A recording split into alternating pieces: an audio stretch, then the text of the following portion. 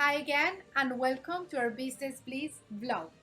Today, we're going to talk about raising equity for your business. You can raise equity in many different ways. Just as you can borrow money from friends and family, You can always find a partner, someone that is interested, that believes in your idea, and that has the money to invest on it. So that is a great way to start. but depending how much equity you need to raise, you can always go to angel investors or venture capitalists to find money. Yes, and absolutely. And this, finding equity investors or finding a partner or a venture capitalist is not only about the money. Many times, these people have very important connections, can be great advisors for your company, and can help you grow it and create more value. So there are obvious pros and cons to raising equity. Getting a bank loan is very nice in one way. You just pay the money back and you're still in control in your company. But what you basically do when you're raising equity is that you sell a part of your company. And with that, you also sell or lose some of the control. Of course, and that is also a price that you pay. So when you make the decision of what should I go for, should I go for a loan or should I go for an equity investor, you need to think thoroughly what your goal is.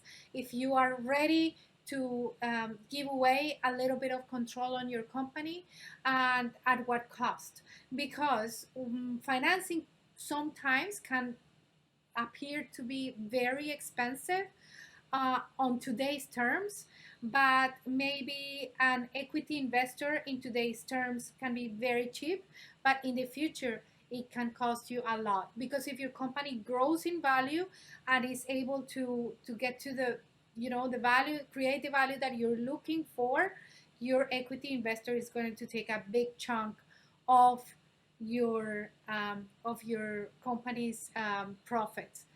But regardless, if you're raising equity through family and friends, or through a partner, or through angel investors or venture capitalists, you basically need to answer a few questions. There are certain values that you need to sell to the investor. You need to explain to them why your business will be successful. You need to explain to them how the market will grow and how your company will grow in this market. And what makes it unique, of course, why they are going to be motivated to invest just on your company. And maybe the most important part is that you need to be able to foresee the risks and how you will manage the risks should they occur. Because in the end, the really important things for an investor is to understand what is the return of their investment and what are the risks and how can they cap those risks. Exactly, and it should be an attractive combination of risk and return, because there is a point where the return doesn't sustain anymore the amount of risk that the investor is taking.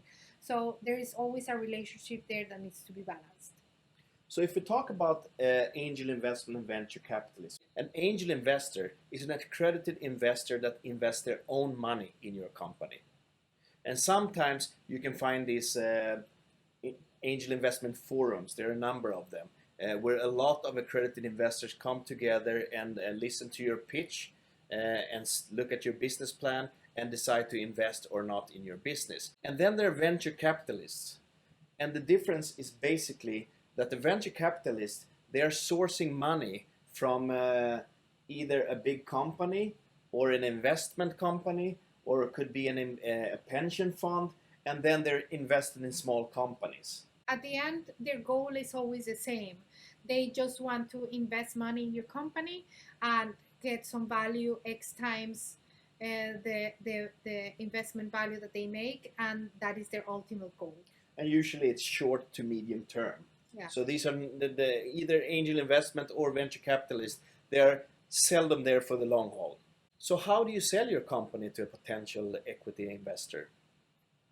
It doesn't sell themselves. It's not enough to just have a good idea and try to convince people. You need to have a really solid, good pitch and a business plan. Because in the end, you're selling trust. But whatever you do, before you go in front of investors and do your pitch, you need to really do your homework. There are certain questions that you need to answer. You need to explain why your company will be successful. You need to explain how you will make this company a success. And you need to explain how you have anticipated and will mitigate the risks, both in your pitch but also in the business plan. So you need to do your homework. You need to have a very well prepared and structured pitch in order to attract the investors. You cannot blow it because you get one chance to talk to them, present your company, and make it sufficiently attractive for them to be interested and start a relationship and probably become investors of your company. Many investors, obviously, they will invest their money based on a solid due diligence, which they will do of your company and so on. But in most cases, it's also a big chunk of gut feeling that will decide if they will invest in your company or not. So it's all about trust. So next time we're going to talk about the business plan and why, and this is one of the reasons why having a solid business plan is important, not only for you, for your business to grow, to get financing, but also for the investors to be able to see why and how you're creating value for them.